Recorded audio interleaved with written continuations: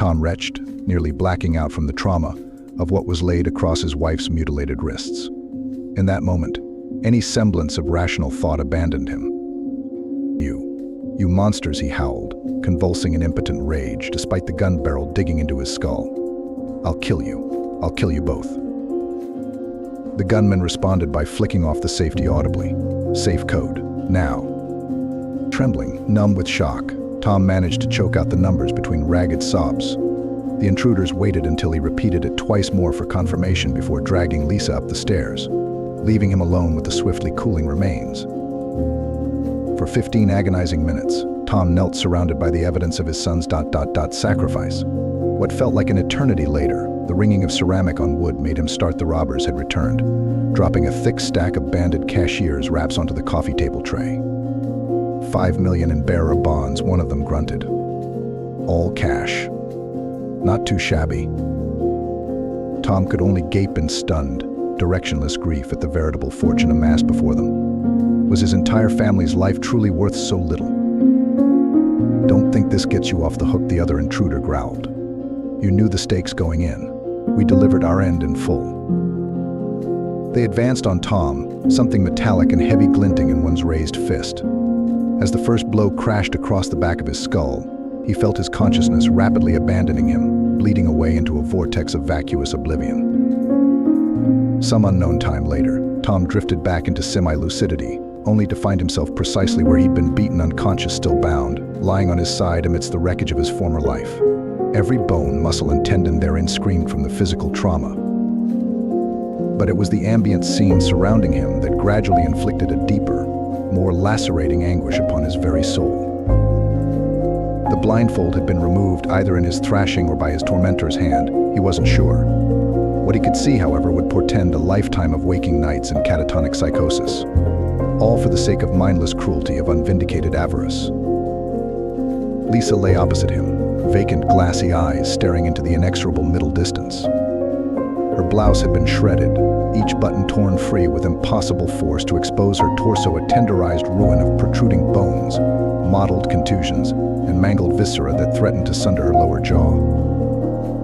They had quite literally pulverized her abdomen into a distended, jellied crater. The noxious stench of ruptured bowels and clotted hemorrhaging enveloped Tom in cloying putrescent waves. He could only hope she'd been granted the mercy of succumbing to traumatic shock very, very early on. Beside her defiled body lay the spent battery of whatever implement had been used on her, like some big cat lazily discarding its kill once sated. The crumpled form of a metal toolbox, cratered and caked in desiccated offal. A muted, low gurgling caused Tom's wild gaze to snap toward the kitchen entryway.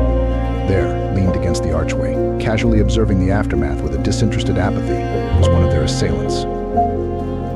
The other intruder lay crumpled beside him, unmoving. What did you do to him?" Tom finally croaked out, addled. The man slowly turned to regard him, as if bored. Whatever modulated vocal effects it had used previously were now absent, laying bare the deep, sonorous bass of its natural timbre. Its balaclava obscured all features, rendering it into a sculpted void of lightless nothingness. "He wanted out," the thing replied flatly, gesturing with the cannon of its pistol. "And I was never really comfortable with partners." As it moved toward him with that unnervingly blank and featureless mask, Tom felt the world around him descending into a spiraling vortex of mania. You did this?" All of this he babbled deliriously.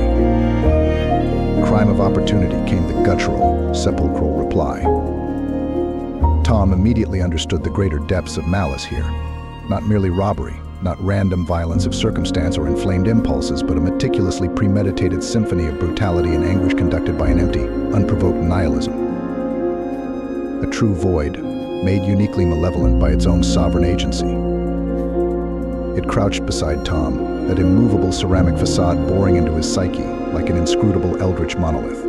When it spoke next, its tone was almost conversational, utterly devoid of anything approximating human effect, untouched by the exquisite anguish spilled forth. "You're going to live, Tom. You're going to lie here a while longer and marinate in the full appreciation of what's been taken from you." With a nauseating jolt, Tom felt the pistol's muzzle slowly trace across his exposed abdomen, as the thing spoke not an overt threat, but an obdurate promise. Because once the regret and guilt have thoroughly set in, once the enormity of your failure has converted your soul into an open wound, I'm going to grant you a far richer oblivion than your corporeal prison could ever provide. That lidless, unblinking ceramic watcher appraised him for one soul-scouring moment more. Then it turned and was gone, receding inexorably into the hazy, mare-drenched peripherals of Tom's shattered existence. Like a wraith, silently risen from the abyss between realities to visit its colliginous fever raptures upon the world of the living. Never to be reported to authorities, eternally scanted by any foundation in credulity or logic. Spawned of corrupted thought alone, a singularity sculpted into being, a manifestation of the outermost reaches of human malignancy, and now with open egress into the civilized world.